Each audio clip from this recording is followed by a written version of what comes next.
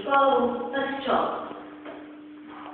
No, ale život je viac ako všetko na svete. Čiže nemáme právo nikdy stiahnuť alebo skrátiť niekomu život.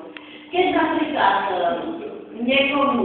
niekoho zabije, napríklad aj umyselne niekto, hej, tak vieme sa nad tým pohoršovať. Ale keď sa to spraví úraznou cestou, tak to vôbec nerozhoduje. Čiže aj keď by sa to u nás schválilo, ja viem, že to je proti Božiemu prikázaniu, proti mužskosti, nikdy nemôžem povedať, že je to v poriadku, lebo to parlament schváli.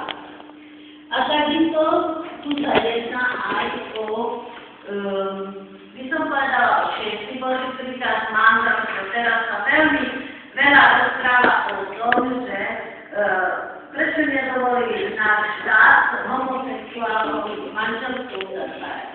Pretože to je proti Božiemu prikázaniu. Boh nestvoril mužov, aby uzatvárali manželstvo, alebo dve ženy. Boh stvoril muža a ženu. Čiže manželstvo môžu uzatvárať iba partner spoločného pohľadia. Čiže muž a žena. Nemôžu dve ženy uzatvárať manželstvo. Môžu spolu žiť, ale to je spoločne prirodzené. Nie je to podľa Božieho poriadku.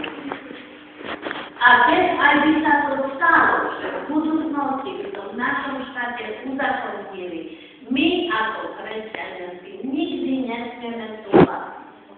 Aj keď sa vás budeme, keď už budete dospeli písať na vašu mienku, takýmto zákonmi my nikdy nemôžeme súhlasiť. Lebo to nie je v súlade s Božou volou, nie je to s Božím plánom a nie je to ani v súlade s 10 Božími príkazami.